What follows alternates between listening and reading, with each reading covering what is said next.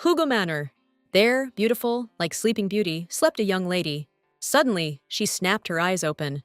The nobles dining at the table froze, confused. The girl threw the doors wide open and demanded attention. She planted a hand on her hip and started bragging about being the best graduate and top student of the Magic Academy, a prized candidate for the Magic Tower, and how she earned the title of Countess for outstanding achievements. The girl looked ahead confidently and added that she was a candidate for the next master of the Magic Tower, whose achievements overshadowed even her beauty, which once earned her the title of one of the 3 goddesses of the Academy, and finally introduced herself as Aracelia Hugo. Aracelia waved her hand and declared that she was marrying Lord Vandermeer.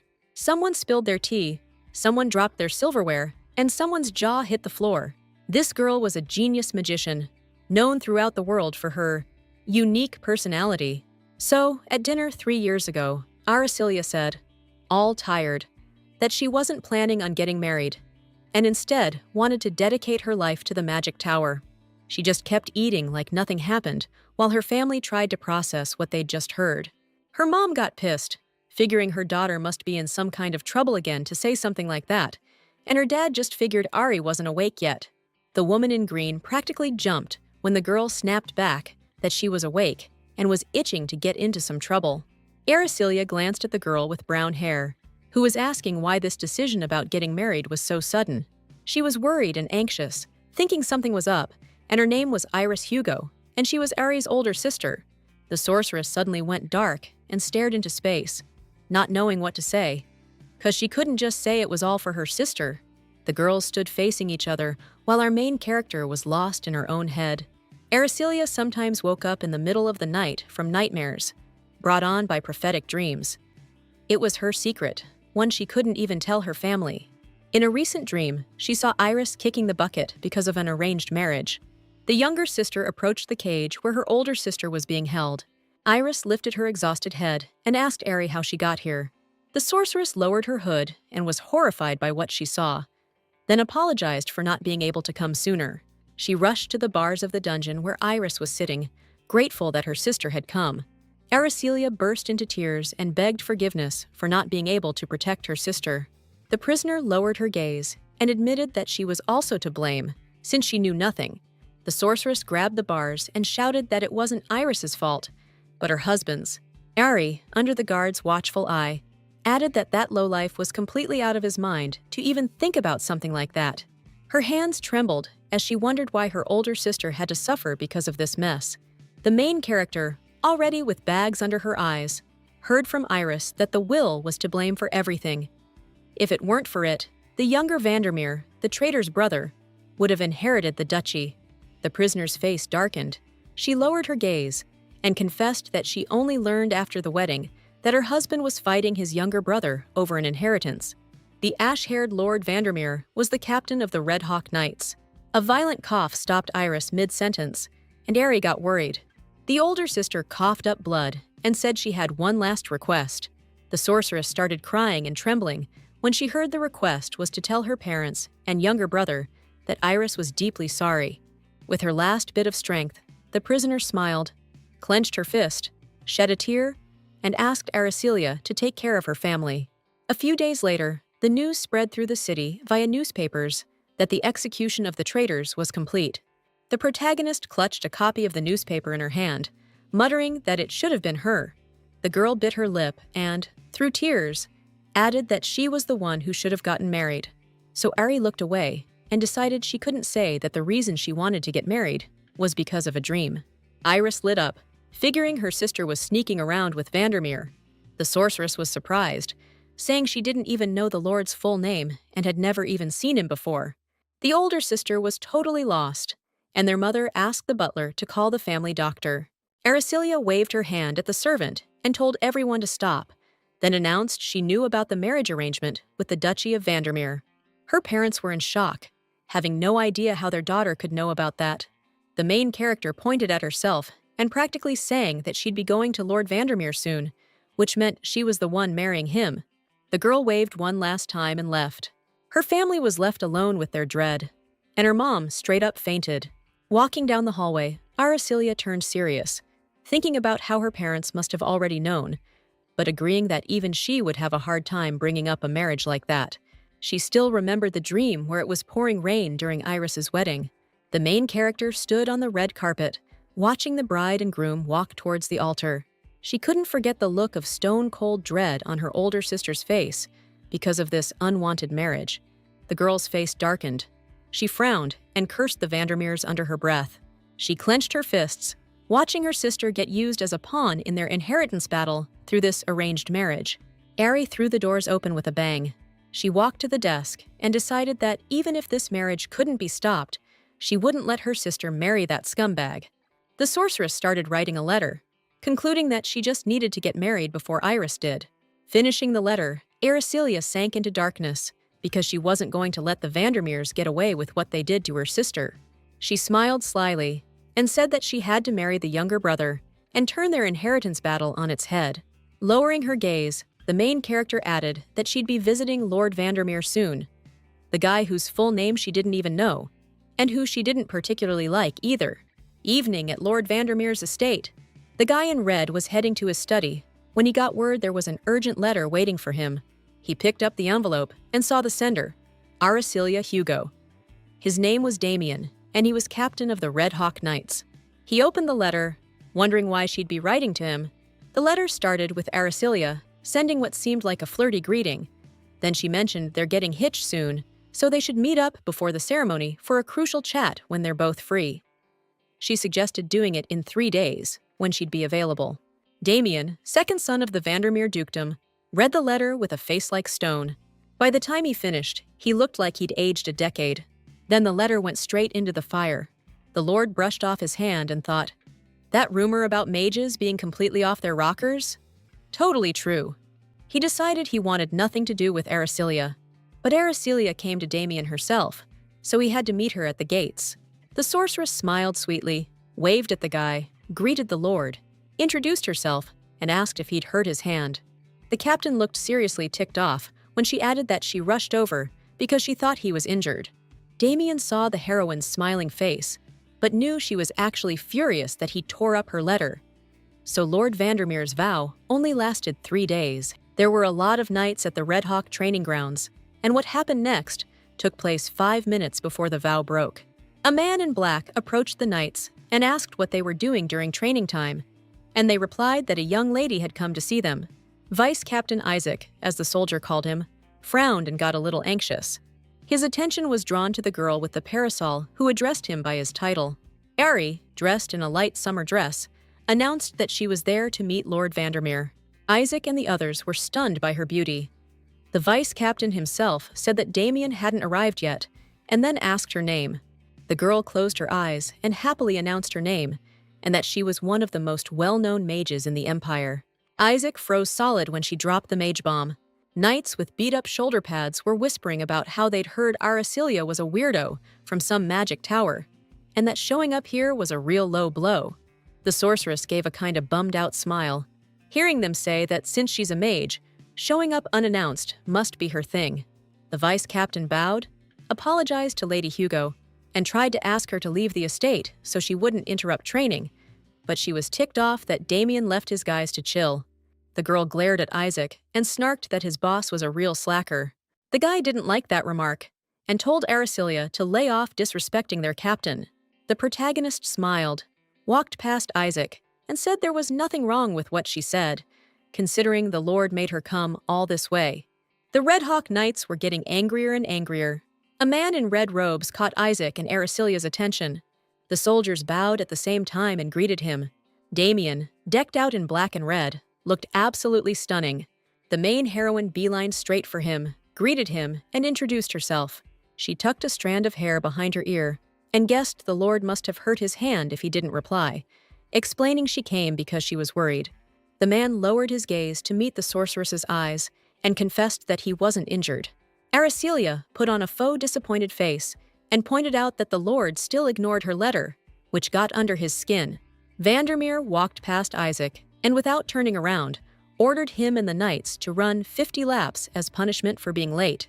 The soldiers started jogging, while Damien invited Lady Hugo into his study. On the way inside, the girl was astonished by the guy's arrogance and the guy by the girl's behavior.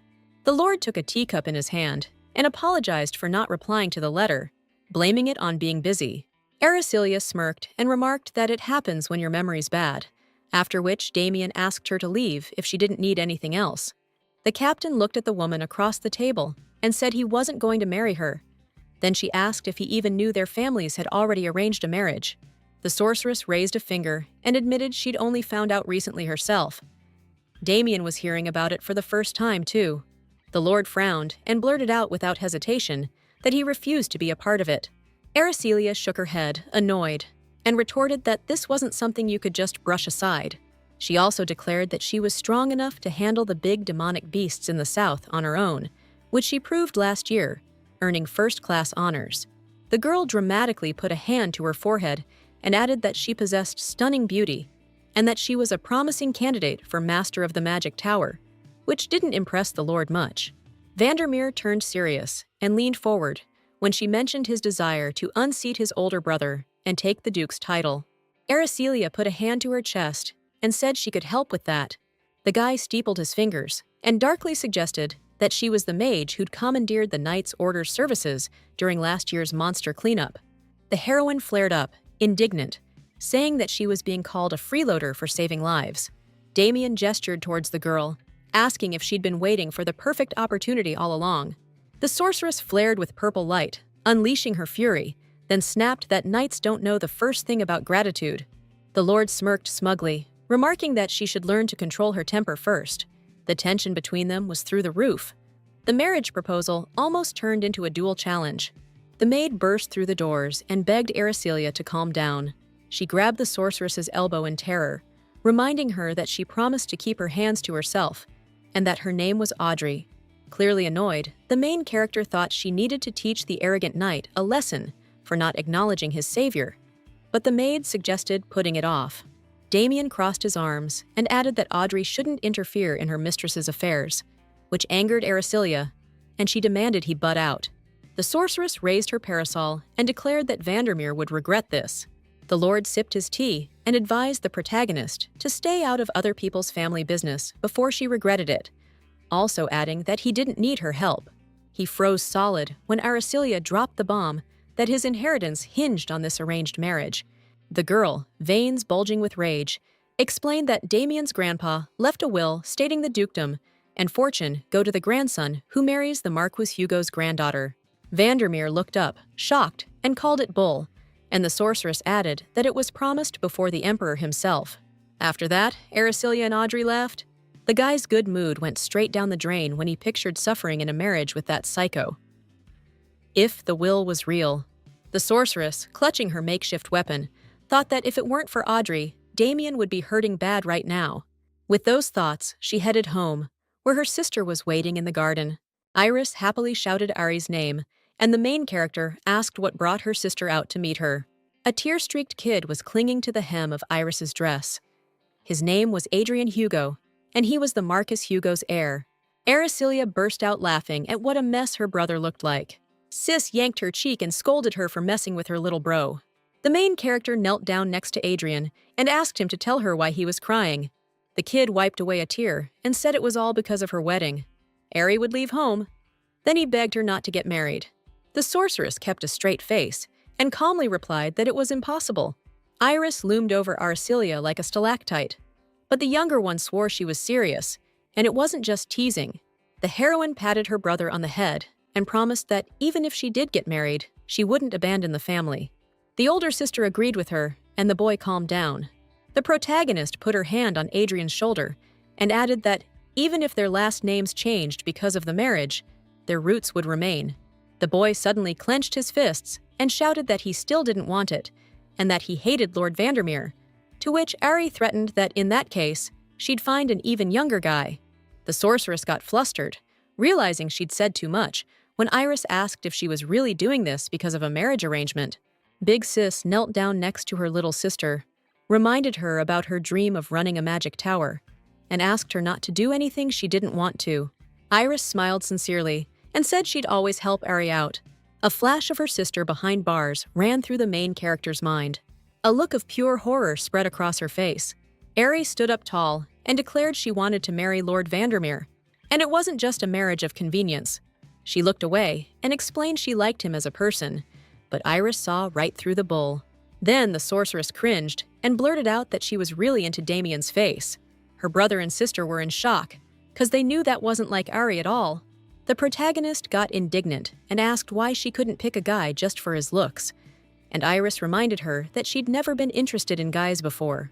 The main character waved her hand dramatically and insisted she was really getting married for love, to which her sister replied that she didn't even know his name. Ari was sweating bullets under Iris's intense stare. She suddenly bolted and ran off, saying she had to wait for a letter from the Lord. Her older sister sighed heavily and told Adrian, who was asking about how serious the wedding was, that she didn't know either. Aricilia gritted her teeth, hoping that scumbag Vandermeer would agree to the wedding soon. She looked up at the sky and mentally demanded a quick answer from him, but Damien still hadn't replied for a whole week. The captain was sitting in a chair in his office, looking totally beat, and it had been a week since he'd ignored the letter. He cracked open his eyes and was pissed off at his grandfather's decision to leave such a will. Damien's family already ignored him and tried their best to erase him, and everyone except him had known about the will for a long time, all so they could give everything to his worthless half-brother, Oscar Vandermeer. The Lord remembered the sorceress mentioning his desire to take the Duke title. He snatched a piece of paper off the desk. Then he started writing out neat symbols. The guy knew this marriage was ordered by the Emperor himself, which meant if he married Aricilia, the whole duchy would be his. Damien, letter in hand, realized this sorceress wasn't completely out of her mind after all. That night, at Marquis Hugo's estate, Audrey went to the main character and handed her the letter from Damien. She dabbed her eyes with a handkerchief, thinking how much their little Hellraiser had grown up, now exchanging letters with her sweetheart. Ari ripped up the letter after reading it and called Vandermeer some choice names. She let the stunned maid read the message. The letter was a formal invitation to meet at Foreign Coffee on 7th Avenue tomorrow at 3 in the afternoon. The sorceress clutched her head, totally pissed at his writing style. Audrey tried to calm her ladyship down, though she wasn't exactly thrilled about it. Aricilia pointed out that Damien signed off with his title instead of his last name.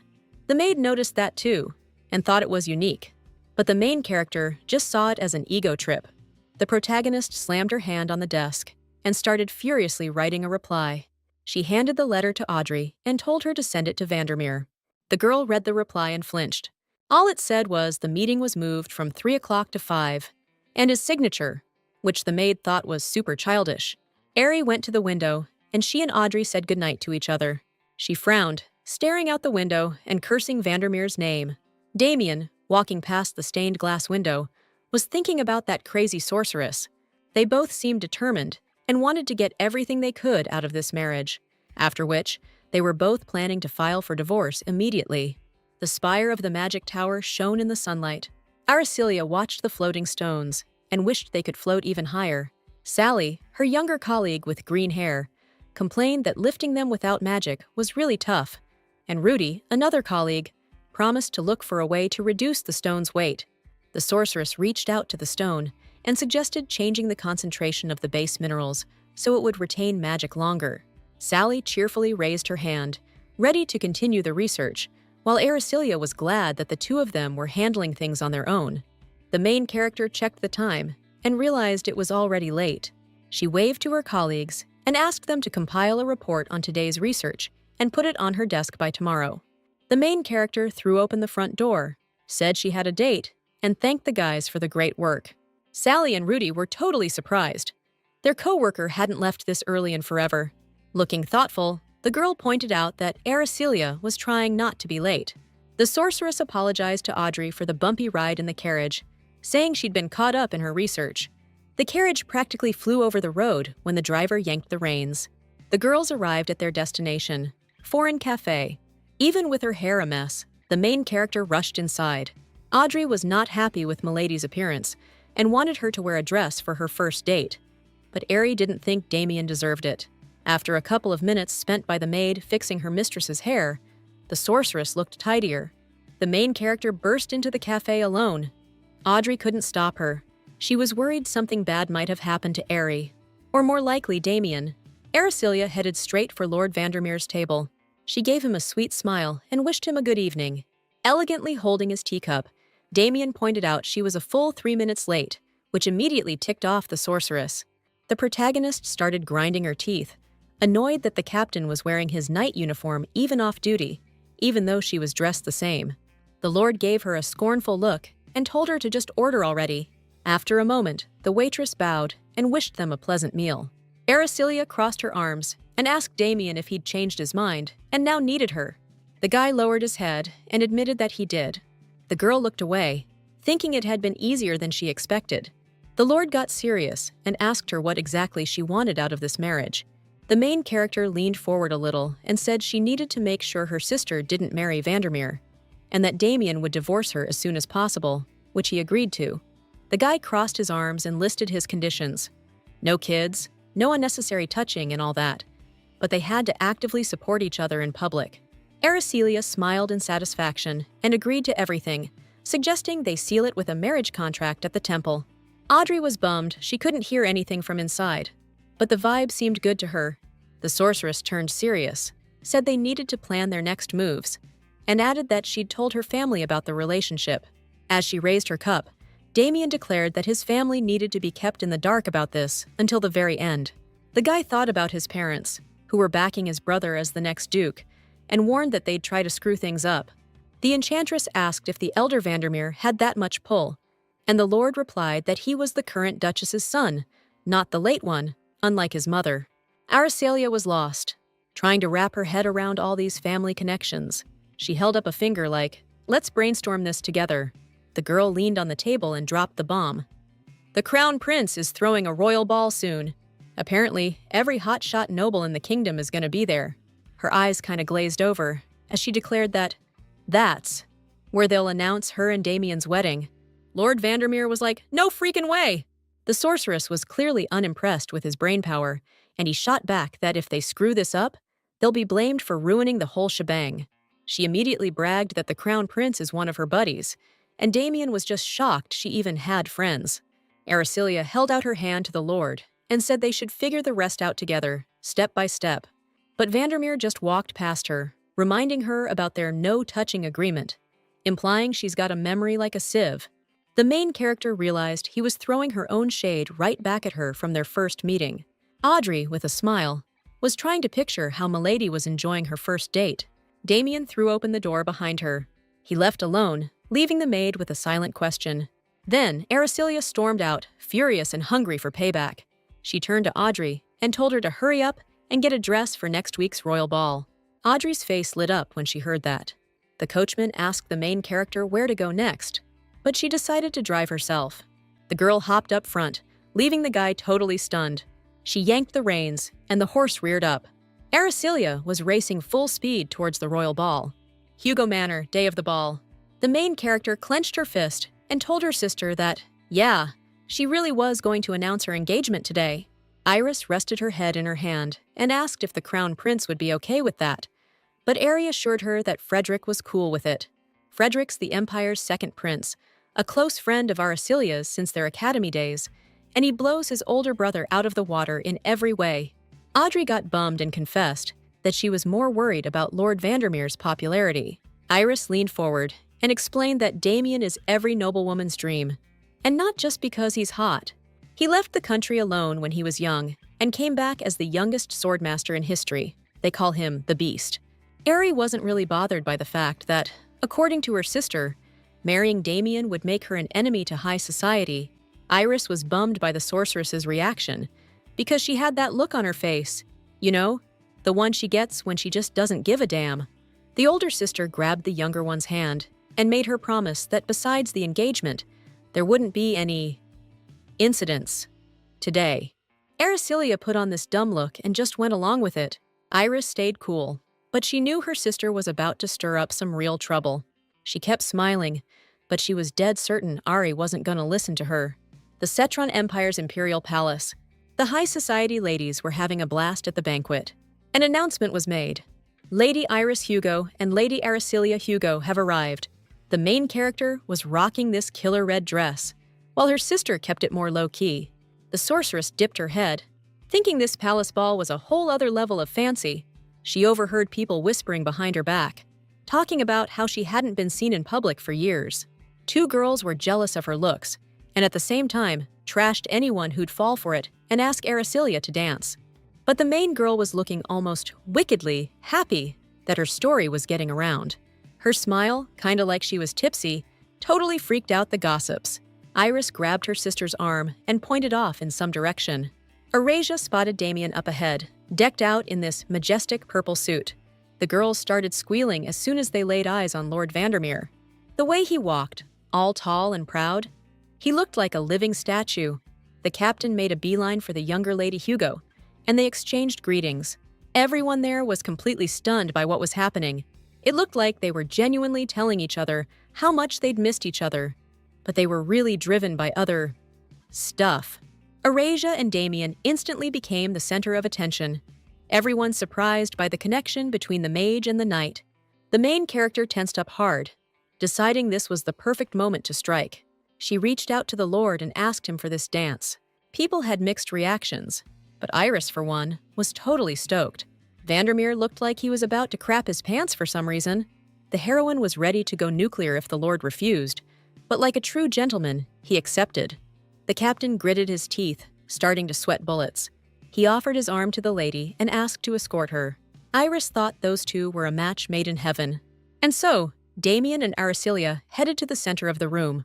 Behind those smiles, they both felt like total garbage. And then the dance itself began.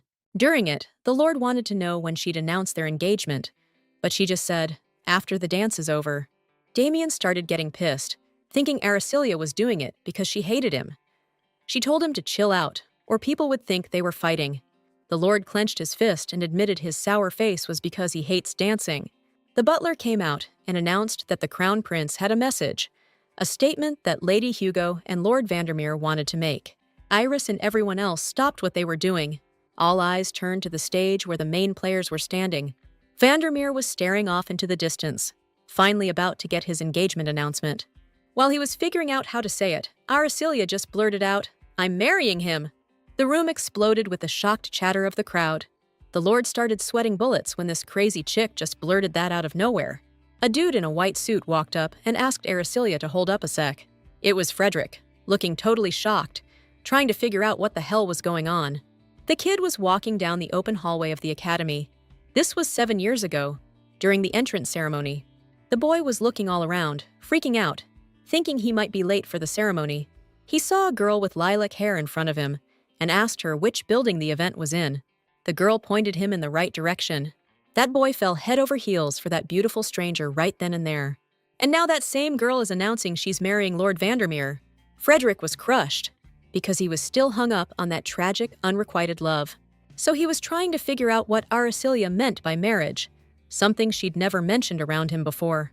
Seeing the prince, the guests started bowing, which snapped Frederick back to reality. The guy looked into the crowd and realized he'd forgotten how many eyes were on them, and he'd just caused such a scene. He jumped when the main character called out to him and suggested they talk somewhere else. Dusk, the gazebo in the palace courtyard. The sorceress turned her head toward Frederick and remarked that showing weakness wasn't like him, but he explained it was because of the sudden wedding announcement. The girl turned slightly toward the prince and said that she didn't care about her and Damien's titles as mage and knight. Frederick held his hands up and added that Ari always said she wouldn't get married, but she countered that the Lord had changed her mind. The prince blushed and realized she didn't remember. He reminded the protagonist about the promise they made in the academy library their freshman year. Frederick spilled the beans about their marriage pact, if they were both still single at 40. Ari was floored, 'cause that was 7 years ago. The crown prince looked seriously bummed, but the sorceress said she only agreed back then to play along with his joke. He was freaking out, totally confused why Araceliya hadn't even dropped a hint to him first, especially since he cares about her so much. The girl sighed and said she knows Frederick cares about her a lot. As a friend, she put a hand over her heart, apologized, and swore that this marriage is a well-thought-out decision she came to after a lot of soul-searching. Frederick spun around and mumbled an apology without even looking back. Then, he just silently walked out of the gazebo. The main character rubbed her neck, wondering if that was really a reason to get so worked up. Damien watched Frederick storming off from the balcony. The next day, newspaper headlines were plastered with articles about the marriage of the youngest swordmaster and the genius sorceress. People were all over these papers, saying a mage marrying a knight was going to cause a major uproar. Aracelia and Damien arrived at Marquis Hugo's estate. Looking smug, she asked the lord if he was ready. But turns out he wasn't, since she only told him about meeting her parents last night. Vandermeer sighed and asked if there was anything he should keep in mind when meeting the family. Ari winked at him and told him to be ready to snatch up their beloved second daughter. Grumpy-looking Hugo family men were waiting for Damien at the entrance. The lord thought they looked like a tiger and a chihuahua, and like they were ready to tear him apart. The main character's mom smiled and thanked Vandermeer for coming. The guy gave a slight bow and said it was a real honor to meet Marquise and Marchioness Hugo. Adrian jumped in front of Ari and declared he was against this marriage. He squeezed his eyes shut and begged them not to take his sister, saying she was too young to get married. The kid said he didn't care that Damien was the youngest swordmaster and a god of monster slaying, which totally surprised the main character. Vandermeer knelt down on one knee in front of the young lord. He made a really scary face and said he'd marry Lady Hugo even if someone held a knife to his throat. Adrian ran off to his mom, and the head of the family was pissed. Damien started sweating bullets when Aracelia gave him the same look, and he realized he might have gone a little too far. The Hugo family members and Lord Vandermeer sat down at the table. The Marquise decided to ask Damien straight up why he wanted to marry his rather unique daughter. The captain exchanged a look with Aracelia and admitted that he liked her because of her exceptional personality, which would make life anything but boring. The Marchioness worried that if that was the only reason for the marriage, what would happen when Damien got tired of his wife? But he dodged the question. The main character's mom put down her silverware and pointed out that getting married means being ready to spend your whole life together. Aracelia and Damien started sweating, seeing how intense she was getting. The Marchioness looked them dead in the eye and asked if they were really both ready to commit to a lifetime together. Both the main character and the captain pictured their life together. They both felt sick to their stomachs, and they definitely weren't digging that future. The Marchioness saw their reaction and snapped that they shouldn't even get married then. The lord hesitated and quickly countered that they just needed time to realize the future was already here, and Ari backed him up. The sorceress was sweating bullets and added that they were going through with this marriage because it meant more to them than anything, and the captain just nodded. The main character's mom relaxed a little, but felt the need to add that they shouldn't expect her daughter to be some kind of old-fashioned housewife. Damien bowed and assured her that he wasn't the kind of guy who needed his wife to hold his hand to get things done. He looked up and promised that whatever Miss Hugo did after the wedding, he wouldn't interfere. The Marchioness was shocked and asked if Vandermeer would try to stop Aracelia from working at the tower. The guy looked her in the eye and said he had no right to, and that the decision was entirely hers. For some reason, those words really hit the Hugo family hard. The thing is, the mages in the tower are total stick-in-the-muds, but even they aren't as stubborn as the knights, who were ready to, discourage anyone they deemed unworthy from learning the knightly arts. Everyone, even Ari, was happy with Damien's answer, showing how open-minded he could be. The Marquis teared up and admitted he was afraid he wouldn't find a man who was right for his beloved youngest daughter. The sorceress folded her hands in her lap and asked them to support them instead of worrying, and her fiancé backed her up. Adrian looked like a weepy puppy when he wanted to ask something. His sister took a sip of her drink, and Damien braced himself to answer. The kid stood up tall and asked point-blank if the lord could be a decent guy. Aracelia actually spilled her drink when she heard that. Iris tried not to laugh, as her brother explained that her sister always said she only liked men who knew how to be nice. Adrian, red-faced and teary, pleaded with Vandermeer to be good enough for his sister. Damien looked like he'd heard the worst thing imaginable when the kid entrusted Aracelia to his care. And so, as evening approached, the first meeting of the two families ended, cheerfully and warmly, thanks to Adrian's last words. On the way out of the estate, Marquis Hugo turned to Vandermeer. He held out his hand to the guy and also asked him to look after his daughter. The head of the family looked at his children and explained that he wanted to protect Ari until she achieved her dream and pursued her passion. He looked Damien dead in the eye and said he was counting on him to keep his word from dinner, the promise that Aracelia would be free. The lord shook the Marquis's hand and swore that's exactly what he'd do. The protagonist's father was stoked and grateful to the guy. The main character turned and called out to her future fiancé, saying she'd walk him to his carriage, and Damien said goodbye to the Hugo family. Adrian waved to Vandermeer and his sister, already looking forward to her return. Araceliya smiled and waved back at her brother, telling him to head inside for now.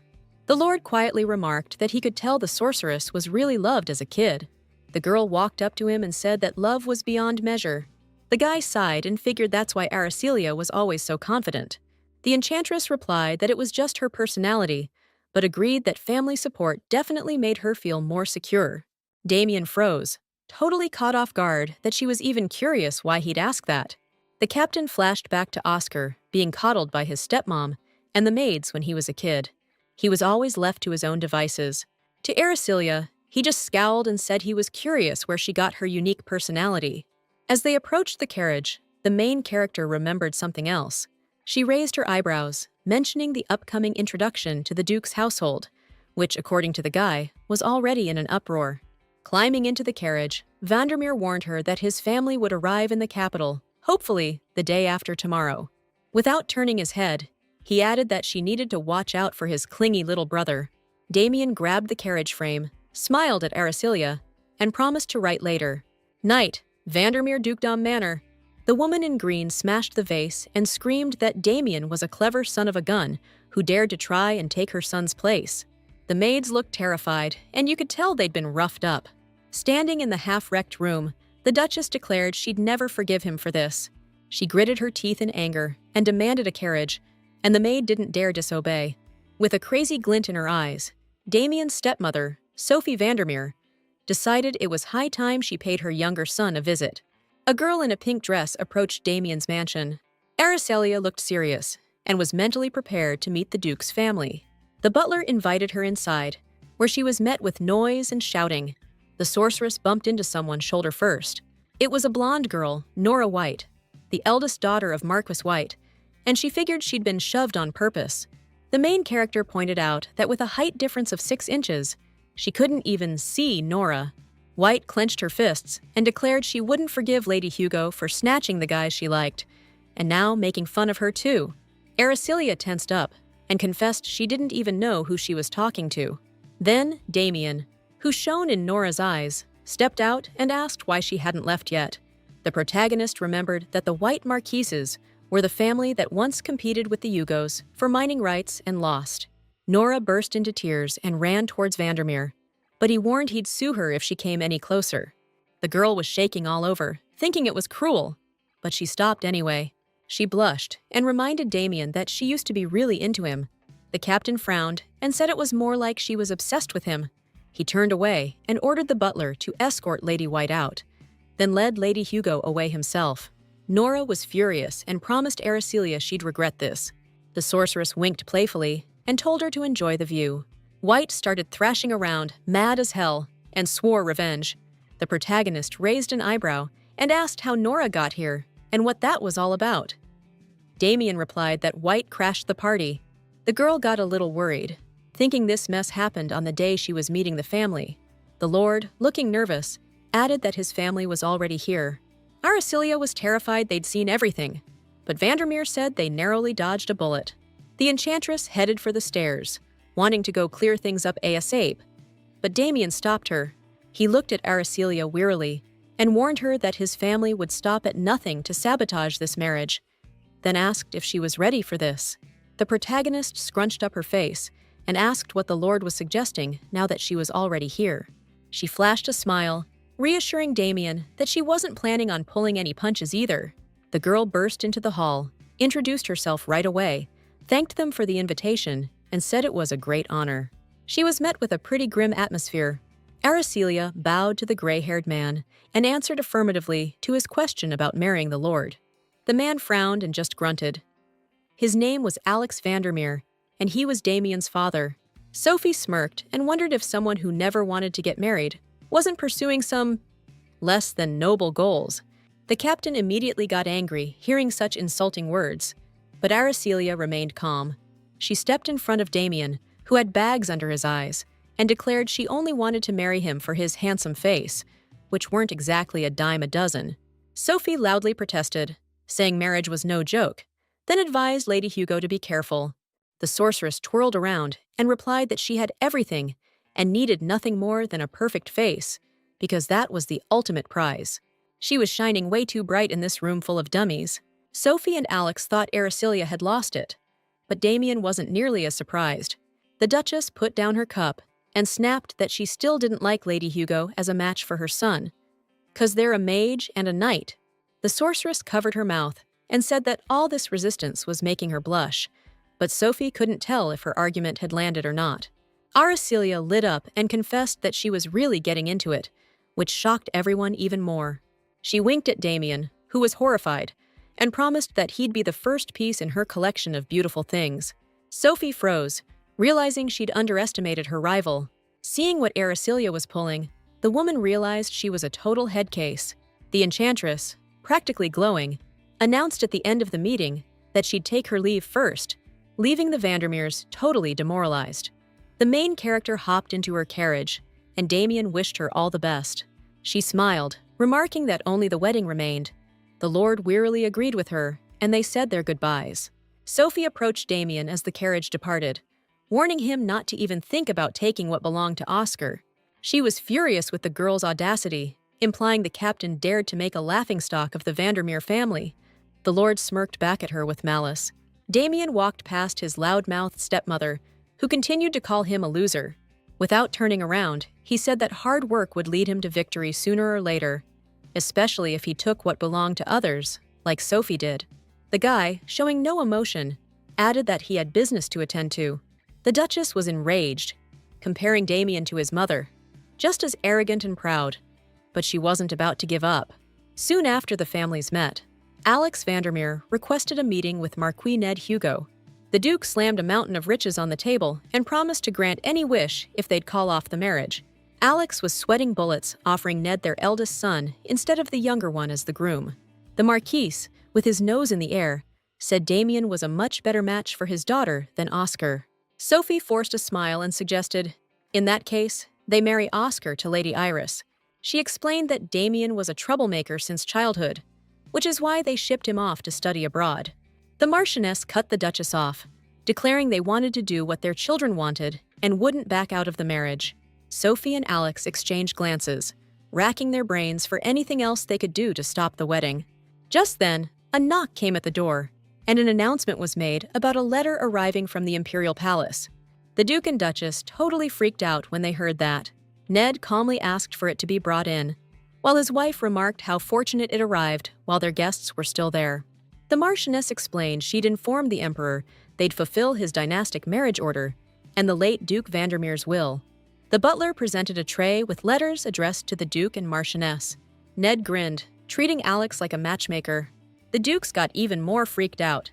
The carriage rolled along the cobblestone road. Sophie was super stressed, not knowing what they'd do with Damien now that the Emperor had gotten involved.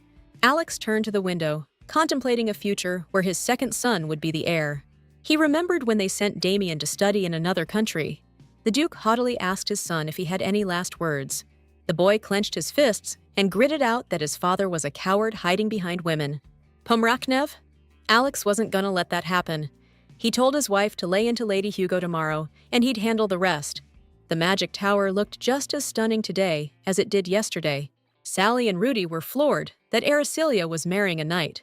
The sorceress closed her eyes and confirmed she'd already met the parents, and the wedding was set for next month. The green-haired girl was worried her senior colleague would leave the tower after getting hitched. The main character rested her cheek on her hand and swore that some marriage wouldn't stop her from becoming the head of the magic tower. Aracelia's colleagues chilled out and went back to studying the floating stones. Someone knocked, and Sally told them to come in. A gray-haired old man walked in and immediately asked if Aracelia was there. The protagonist jumped up, totally surprised to see her old mentor. The head of the magic tower, Philip, chuckled and said he read about her getting married in the news. He was bummed she didn't tell him personally, so the sorceress had to apologize. Philip grinned and suggested they have some tea. The two of them teleported to the magic tower head's room, and the old guy immediately confessed he thought Aracelia had lost her mind. He looked meaningfully off to the side and remarked that, age-wise, he'd be the first to go bonkers, and the girl gave an awkward laugh. Philip remembered when Ari, as a little girl, barged into the tower and demanded he give her the head position, since she wasn't planning on getting married. The enchantress closed her eyes and honestly told her teacher that she and her fiancé just had something they wanted from each other, after which they'd split up. Philip was curious about what she wanted from this night, and he recalled a past incident when a mage and a knight got married. Aracelia tensed up and asked if he was talking about the Litterson affair. There was this incident way back when, where a swordmaster and captain of the Imperial Guard was offed by his mage wife, which really shook things up. This girl got seriously pissed when the teacher brought up the rumors about her being the wizard's reincarnation. Philip chimed in, saying he was genuinely worried, because after that whole mess, things got way worse for female mages, both inside and outside the magic tower. He cracked open an eye and asked Aracelia if whatever she thought she'd get from marrying that night was worth risking her whole future. The girl sank deep in thought. Iris and Adrian flashed through her mind. Then, locking eyes with her teacher, she stated firmly that it was worth more than her future, and that's why she had to go through with the marriage. The old guy nodded and said he'd back his student up if that was her decision. Aracelia's face changed when Philip asked why Frederick's regular letters to the magic tower had stopped coming. She broke out in a cold sweat when she realized she'd completely spaced out on Frederick's existence. The Imperial Palace. The sorceress scratched the back of her head and told the prince to chill out, even though she had no clue what set him off. She felt like she was apologizing for nothing, but she didn't want to get into it with practically her only friend. Frederick read the letter and noticed it was definitely Aracelia's style, but something wasn't adding up. He was wondering when the heck the enchantress hooked up with a knight and decided to get hitched, especially since she never does anything that doesn't benefit her. The prince called a servant, ordered him to dig up everything on Damien Vandermeer, and plant a spy on Aracelia. Frederick glanced at the ceiling, feeling bad for suspecting his friend, but he just couldn't wrap his head around this marriage. Back to the Duke's carriage, specifically Alex, who was cooking up some kind of scheme. Sophie was totally smitten with her husband, who always manages to look amazing, no matter what the situation. Sunny day, Damien's mansion. The Lord crossed his arms and pointed out that Madame was late, and suggested she be on time next time he invites her. Sophie was stunned, not understanding what her stepson was doing there, but Aracelia said she was the one who invited him. The sorceress winked and added that nobody said she had to come alone, even though the Duchess thought it was implied. Damien, looking grim, stated that he and his wife were busy people, and warned that today was the last time Sophie would call them before the wedding. He narrowed his eyes, and to his stepmother's complaints about him breaking her heart, he replied that he was tired of only being a son when it suited her. The look on Sophie's face betrayed her contempt. The Lord turned away, and Aracelia asked what business the Duchess had called them for today. Sophie demanded that the papers be brought to her, and the maid immediately did so. The girl handed them to Lady Hugo and asked her to read them. The sorceress began to read diligently. It was a dowry list, including very expensive jewelry and dresses, and an outrageously large sum of money. But the real kicker is this sweet new pad in the capital. Aracelia's jaw just dropped.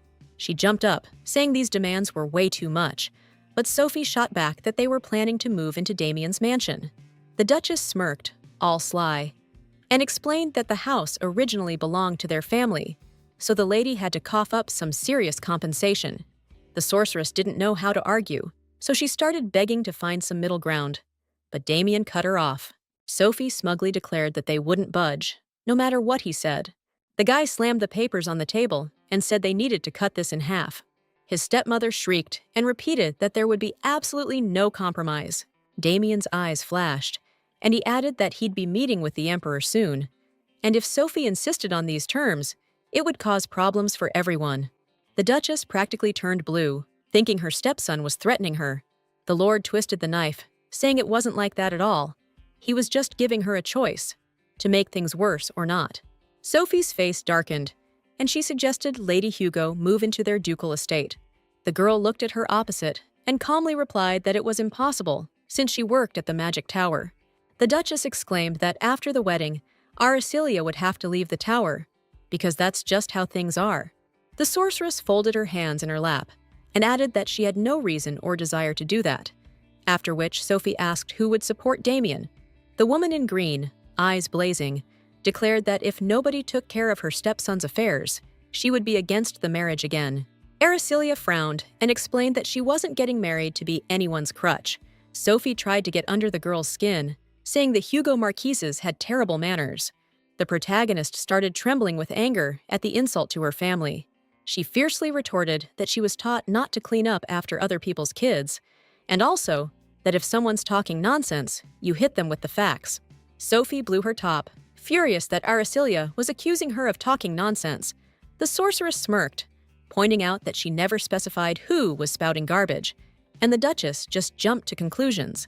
Damien cut in, declaring Lady Hugo would live with him in the capital, but Sophie didn't like him butting into her conversation with a new family member. The Lord frowned, reminding her that his stepmother never treated him like family. He smiled, asking if this meant Sophie finally acknowledged him and Lady Hugo as part of the Vandermeer family. The Duchess clenched her teeth and fists, horrified at the thought of Araceli becoming her heir. The main character put on a sweet smile, saying she couldn't disobey her husband's wishes, because that's what marital support is all about. Sophie couldn't take this sassy girl anymore.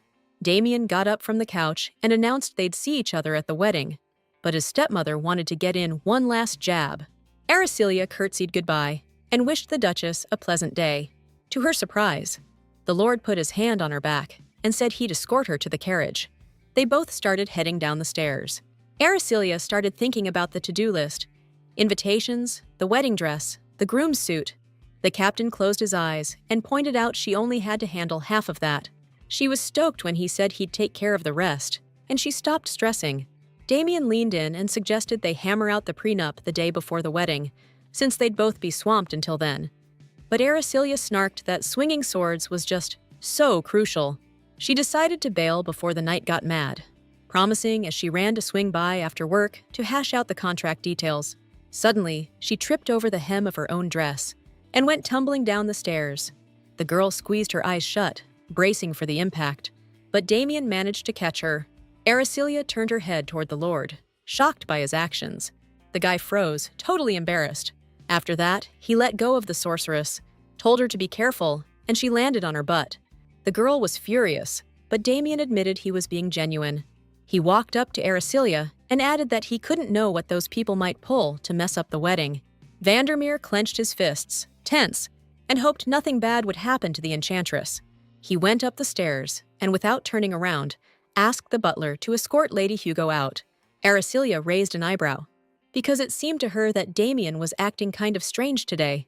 She could see how stressed he was. Hugo family mansion, 7 days until the wedding. The Marchioness was pissed at her daughter and begged her to put in some effort preparing for her own wedding, where everyone would be watching her. Araceli snapped back that if anyone badmouthed her, she'd rip their throats out. She was sprawled on the couch and didn't want to try on the dress now, right before work. But Iris called her out for procrastinating. The sorceress started flailing her arms like a kid, complaining about how exhausting it all was. Iris, worn out, told her mom not to take Ari's jokes seriously and assured her that her sister would handle it just fine. The Marchioness perked up and asked if Iris had anyone in mind she wanted to marry, then offered to help her find someone. The girl got flustered and replied that she'd keep an eye out herself, but would ask for help if she needed it. Araceli rested her head on her hand and remarked that things would get interesting if her sister never got married. Iris saw that their mom was ready to go to extremes and advised the main character to apologize, and she said it was just a joke. The Marchioness sighed, saying she had really high hopes for her eldest daughter. Iris lowered her eyes and said she knew that already. Araceli yawned and told their mom to lay off her sister, or she'd just crack under the pressure. The woman took off her glove and exclaimed that Ari should try to be a little more like her. The Marchioness started scolding the sorceress with an open palm, complaining about her endless demands. Considering how disobedient she is, the protagonist went to cry in her sister's arms, while her mom told her she had to try on at least a couple of dresses before work. Iris patted her sister's head and assured her that their mom was actually happy, even if she grumbled, because her daughter was marrying for love, not for some deal. Ari frowned when Iris said that if it were an arranged marriage, she would have had to go through with the wedding herself, and stated that she could have handled that too. The older sister lowered her head and confessed that she would never sacrifice her younger sister for a political maneuver. Then, Aracelia asked seriously if Iris really thought she was someone who could just be used. Iris frowned, saying that wasn't what she meant. But the sorceress still couldn't understand why she wasn't the one getting into an arranged marriage. Her older sister explained it was because Ari had a dream. While her dream was to marry well, the enchantress raised her eyebrows in surprise and pointed out that it wasn't her dream, but Mom's, and suggested her sister try to find something she wanted. Iris was stunned by her words. The main character got spooked by the clock, which showed it was already pretty late. She ran into the hallway to make it to work on time and asked them not to tell Mom she still hadn't tried on the dresses. Iris was left alone with her thoughts about her dream, which she'd never really considered before. The light of the setting sun illuminated the magic tower. A tired Aracelia waved to her colleagues, saying goodbye until tomorrow, and Sally wished her a good trip home. The protagonist could see the others were at their wits' end, which wasn't surprising, considering the research had been stuck for weeks. She stepped outside to find a carriage waiting, along with a butler ordered to escort her. The butler looked up, adding nervously that Lord Vandermeer had given the order. Aracelia tensed, immediately knowing it was a lie, since she'd already told Damien she'd be home late. She walked towards the carriage and asked where she was supposed to be taken, and the answer was, the mansion. She gave the butler a hard look, realizing what Damien had feared when he said anything could happen before the wedding. As she got into the carriage, she could feel the servant's animosity, but she was ready for whatever came next. The horse-drawn carriage set off through the evening city. The coachman flicked his finger in the air. 3 guys were perched on the roof of the carriage. The butler stared intently at Aracelia. All he knew about her was that she was a mage from a high-ranking noble house. 4 thugs bowed before Alex Vandermeer in his office. The Duke turned his head and tasked them with inflicting wounds that would keep the target immobilized for a while. The butler frowned, thinking that just breaking a couple of the girl's limbs should do the trick. The main character woke up, startling the guy. She conjured up a void purple in her hand and asked if a couple of broken limbs was supposed to be okay. Then, the carriage exploded. The butler's accomplices saw this and freaked out. The wounded butler tumbled out of the carriage and told his partners to run. The red-haired guy smirked and cursed, because they were told the target was a delicate noblewoman. When Aracelia stepped out of the carriage, he realized they'd messed with the wrong person. Then, club raised high, the guy jumped off the roof. The sorceress prepped another spell. A violet arrow pinned the attacker to the wall. His breastplate shattered. He coughed and yelled a call to arms. Bandits charged the enchantress from both sides. One of them was right behind her, closing in fast. The girl lowered her head and calmly said this was getting old. With one strike, she splintered both thugs' clubs to pieces. Surrounded by a violet glow, Aracelia decided to have a little chat with the bandits. She bound the men with magic and explained that the tower boss had 7 stars, when even getting one was tough for regular mages. She was rocking 4 of those badges on her cloak. The sorceress gave a predatory grin, telling the thugs not to expect an easy out. The attackers were scared out of their minds, screaming their heads off. Meanwhile, back at Damien's mansion, the tied-up guys ended up dumped on the doorstep. The Lord looked at their swollen faces and asked Lady Hugo what was up with them. She said it was a gift from Alex. Aracelia locked eyes with Damien and suggested they talk things through calmly. Vandermeer was freaking out, either from what just happened or what was about to. The beat-up butler confirmed the Duke had ordered Lady Hugo to be roughed up. The Lord panicked that the sorceress might be hurt and apologized for the whole mess. Aracelia rubbed her neck, said she was fine, and asked why he was apologizing. The girl pointed at Damien and joked that he sent those guys, but Vandermeer didn't find it funny. The captain lowered his head and admitted that he was, perhaps, the most concerned about her well-being. For some reason, the sorceress blushed.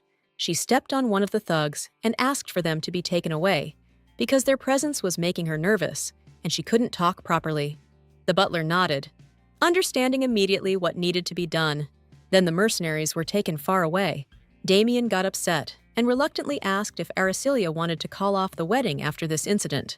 The girl's eyes flashed, and she purred that this situation only excited her more, because the harder it is to get a flower, the more desirable it becomes. Vandermeer was overcome with a sense of déjà vu and was horrified, while Aracelia added that she didn't want her sister to enter into an unhappy marriage. The captain thought it over and agreed that things would be tough for her with Oscar. Actually, it seemed like she was even more sure of that than he was. He stared intensely into Aracelia's eyes and figured she somehow knew her sister was headed for a bad ending. The sorceress smiled and replied that her gut told her the elder Vandermeer wasn't going to stay faithful to his wife. She laughed and added that those types are prone to spinning webs of deceit, which is exactly why she's going to marry the down-on-his-luck knight. Aracelia put a hand over her heart and swore she wouldn't back down, because this was for her family. Damien gave an awkward smile and relaxed a little. He promised the departing sorceress he'd take care of the fallout from the incident and swore it wouldn't happen again. She liked hearing that. They both stepped onto the porch, and the girl said her goodbyes, since it was getting late. Suddenly, the Lord moved closer. While she was saying they'd discuss the contract terms tomorrow, Damien looked at the puzzled Aracelia, and they stood there in silence for a moment. The girl's cheeks flushed, and she wondered why he was staring at her so intently. Vandermeer stepped back a little and explained he just wanted to make sure she was all right. Aracelia pulled down her sleeve and asked what if she had bruises under her clothes, but Damien refused to check. He turned his head and told her to check herself and send him the bill if she found anything. The Lord's last remark infuriated the main character, and she quickly walked away from the mansion. Isaac was right behind Damien when he was needed. The Lord, with a furious look on his face, ordered him to pull out all the stops and find out everything about those mercenaries. It was a beautiful day at Duke Vandermeer's villa in the capital.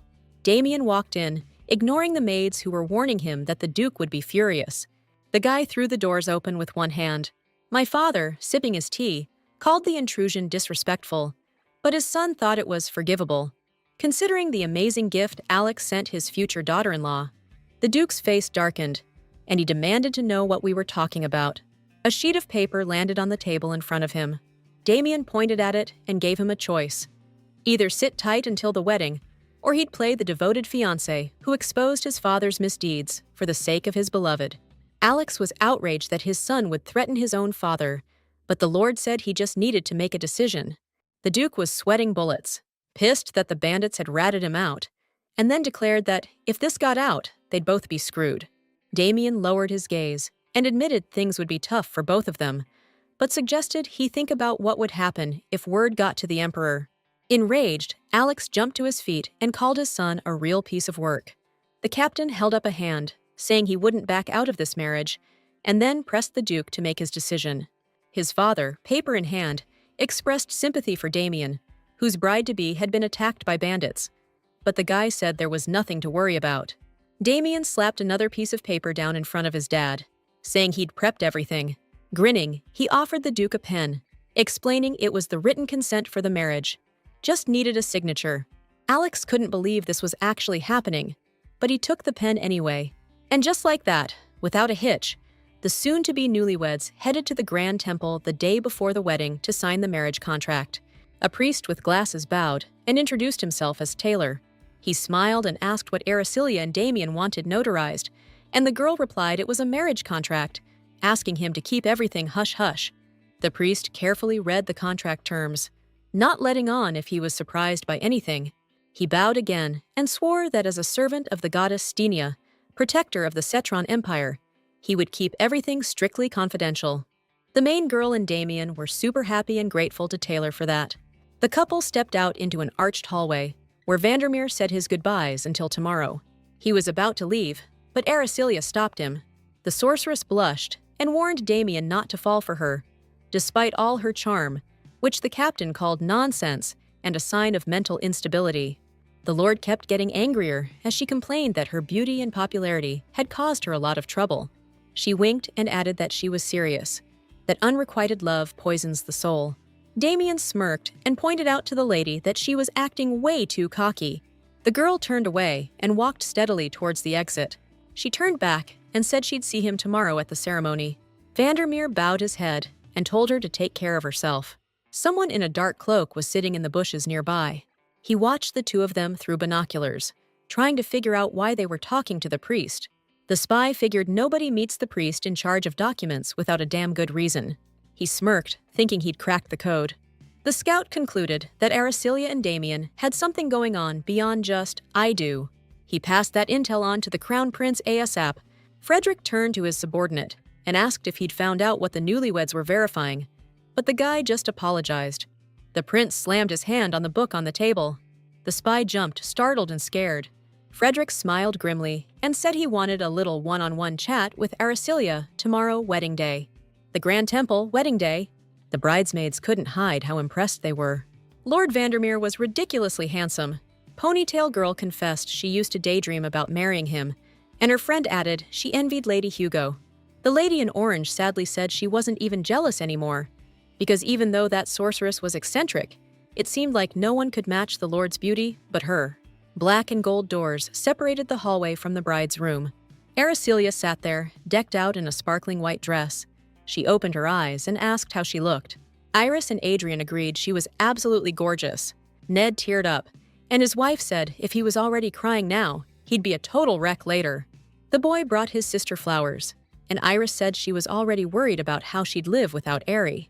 The main character patted her brother on the head and promised she'd visit often, also reminding them that the doors to the Mage Tower were always open. A knock came, and the sorceress told them to come in. Frederick stepped over the threshold, mentioning it had been a while. Hugo and his wife bowed to the crown prince. The guy turned to them and asked them to step out, saying he wanted to talk to Aricilia alone, but the bride's parents tried to object. Frederick put on a more commanding face and said it would just be for a minute. He just wanted to say goodbye, as a friend. Aricilia started to get nervous after hearing that. Once they were alone, the main character said that Frederick hadn't answered her letter, so she figured he wasn't coming. The prince looked at the sorceress and asked if she didn't want him to come, but she objected, saying he was her friend. Frederick lowered his head slightly and declared that there was no way he could miss Aricilia's wedding, because she meant so much to him. He leaned in close to the girl, about to make her a promise. The prince slowly reached for her, saying he was bummed the wedding was happening, but he wasn't about to cut things off with the sorceress.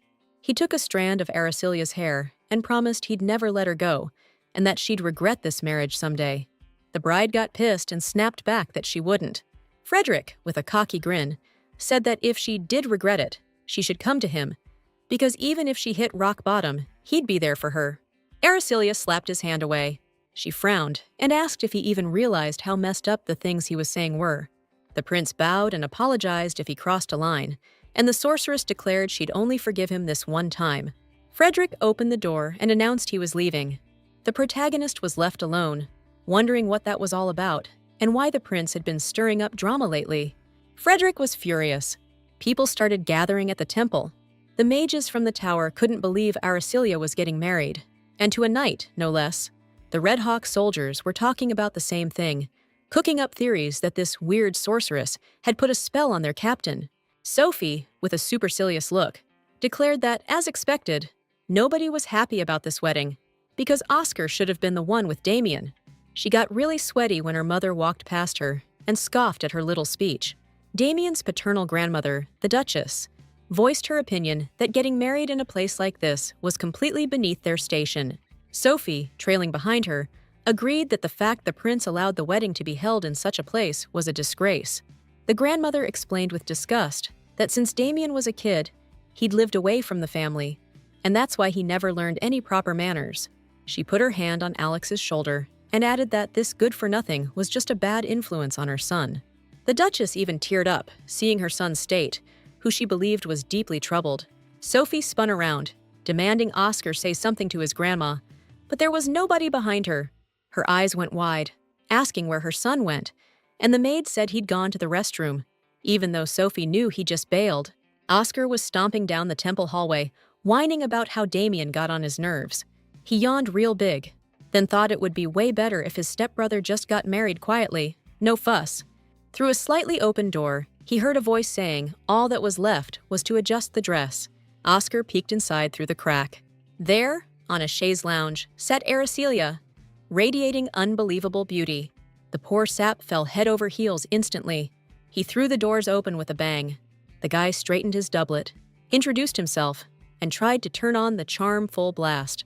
Oscar kept blushing and saying his brother's bride was too beautiful for him and that he'd be a better match. He closed his eyes, wondering how anyone could give a woman like that to someone like Damien, and started dreaming about taking his place. Aricilia turned redder than a beet when she realized she was face to face with the guy who did something terrible to her sister. Oscar was lost in his fantasies, but the main character turned to him, and he figured he'd already won her over. But the furious bride called him a pathetic barnacle clinging to a rock and told him to go back to his family before she chucked him into the sea. The pathetic barnacle was in shock. Oscar spread his arms and legs, indignant at the treatment. But Aracelia cut him off, saying his very presence was offensive. Suddenly, Vandermeer's brother appeared from behind him. Oscar recoiled and asked what this little mutt was doing here, but Damien said that was his line. The Lord loomed over his brother and warned him to stay away from his bride. The groom's stepbrother was furious, complaining that he wouldn't be told what to do by anyone. Damien put his hand on Oscar's shoulder and said that even his precious Duchess couldn't help him this time, and without her, he was just a pathetic nobody. The elder Vandermeer flinched, but couldn't think of a retort. The captain gritted his teeth and menacingly told his brother to shut his trap, get lost, and go sit down somewhere and be quiet. The veins on Oscar's face bulged, and he called Damien a real piece of work. Aracelia flushed with anger and threatened to call the guards right then and there if the intruder didn't leave. The Lord crossed his arms and suggested another option, going back to sea with his buddies, the starfish. Annoyed, Oscar slammed the door from the other side. Audrey perked up, hoping Damien hadn't seen her mistress, because no matter how urgent it was, he couldn't just barge into the bride's room. Vandermeer headed for the exit and told them not to worry, he didn't see a thing. The main character decided to brag to her fiancé about how gorgeous she looked today, so he wouldn't be too shocked later. Damien just dryly said he understood. The bell at the top of the temple started ringing. The red carpet was rolled out, and confetti rained down. The priest behind the counter announced the groom's entrance and asked everyone to give him a round of applause. The brass instruments started playing. Damien, dressed in a black outfit with a red sash, stepped forward. Under the intense gaze of the crowd, he walked to the altar. The girl with the pigtails was crying and wishing Vandermeer all the happiness in the world.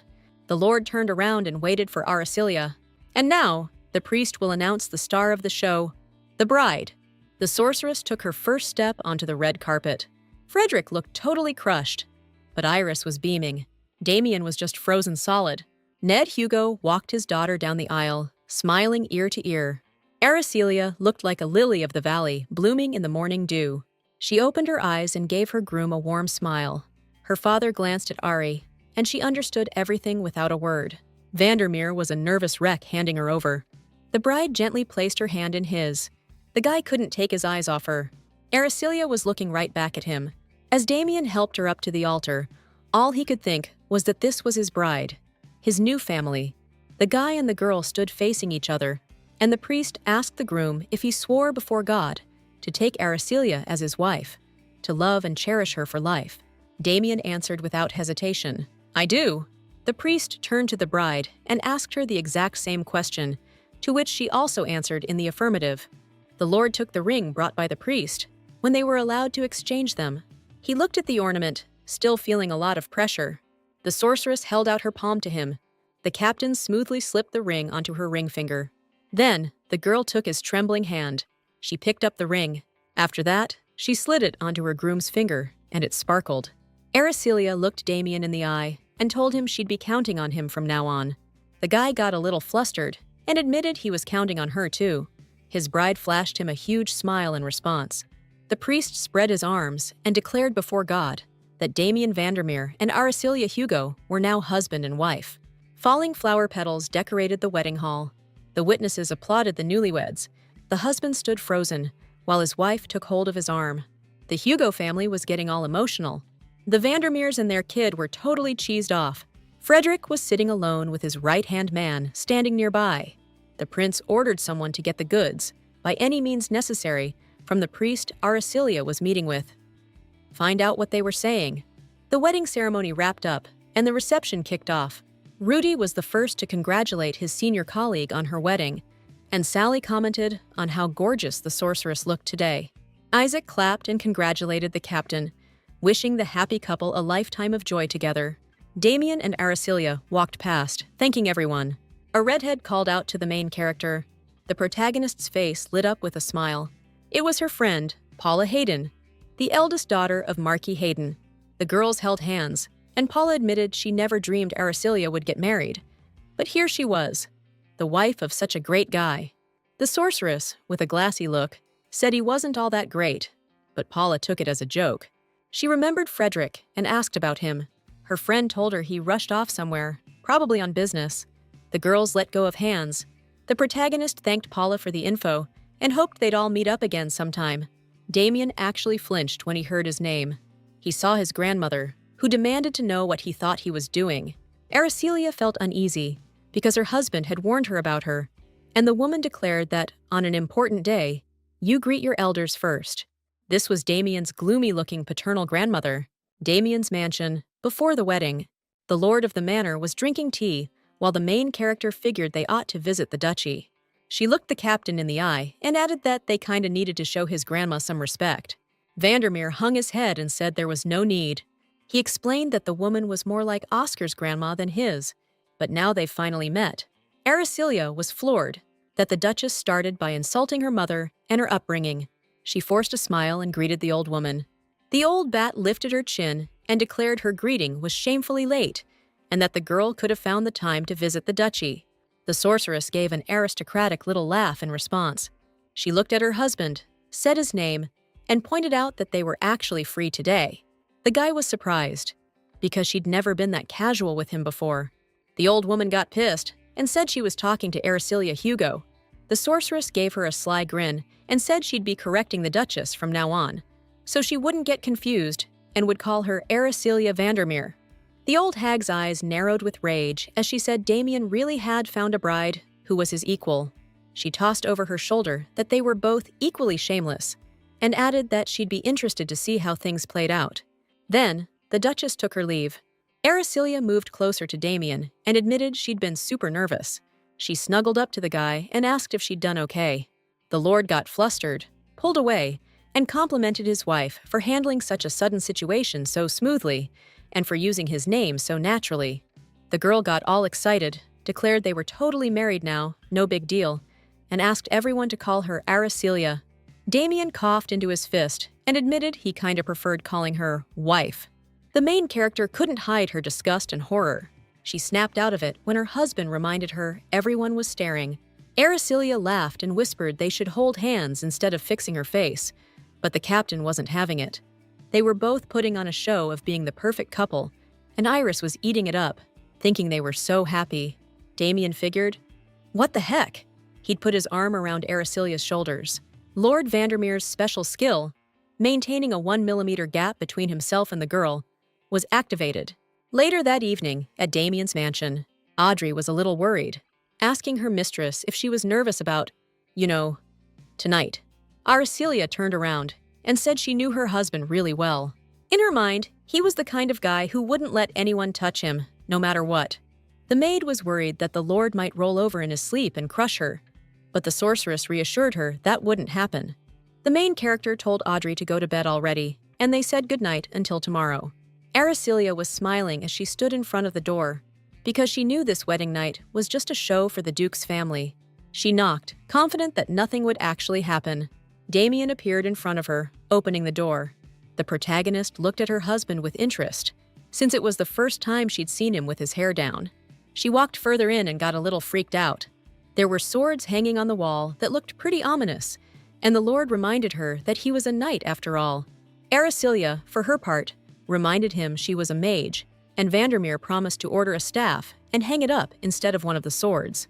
The girl pointed to the bed and suggested playing rock, paper, scissors to decide who got it, because she didn't want to sleep with someone else. Damien headed for the couch, willingly giving the bed to his wife, commenting that he probably wouldn't be sleeping here often anyway. The satisfied sorceress bounced onto the bed and was surprised at how soft it was. She quickly relaxed on the mattress because she was really beat today. The guy took a sip of wine from his glass. Araceliya sat on the bed and asked if the lord really liked alcohol, but he replied that he was just drinking it because it was there. The girl tilted her head slightly and explained that she was asking because her husband seemed a little tipsy. Damien, whose cheeks were already flushed, admitted that he couldn't drink much. The main character was disappointed that the guy's limit was just 1 glass, and the captain told her to go to sleep.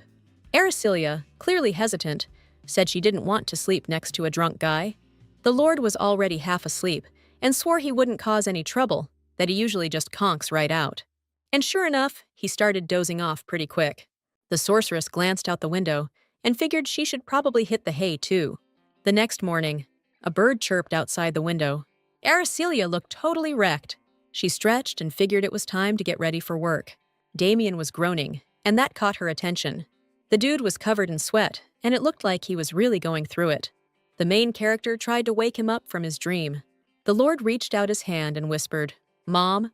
The heroine was freaked out and worried sick. Damien was dreaming about the Duke's mansion. He found himself as a little kid back in the estate, where his mom lived. The Lord heard a voice calling him closer. The boy reached out towards that voice. A ghostly hand touched him, and she called him a good boy. The hand retreated back into the darkness, because her time was up. Damien didn't want to let go of her. To lose her. The sleeping Lord shed a tear and cried out, "Mommy!" again. Aracelia grabbed his hand. Her husband woke up with a jolt. She was worried, so she asked if he was okay.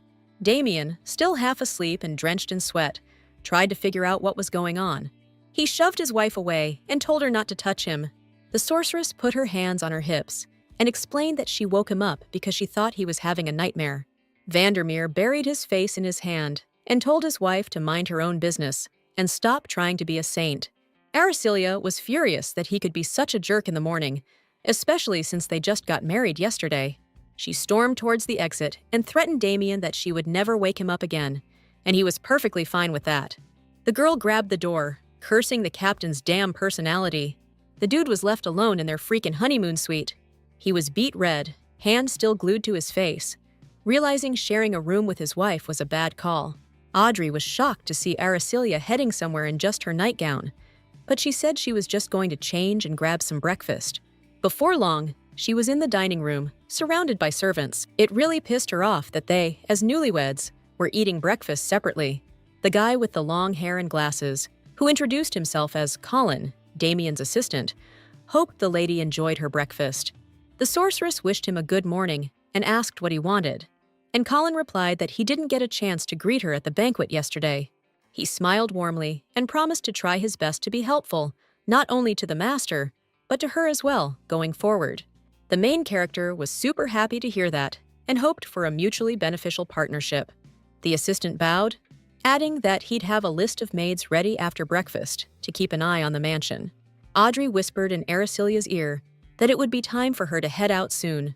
She stood and announced she had to get to work as a maid began gathering the silverware. Another maid approached, saying she'd take care of clearing the dishes. The girl with the two low buns introduced herself as Rosalind. The sorceress gave the maid a serious look and asked if she had something to say, since she was staring so intently.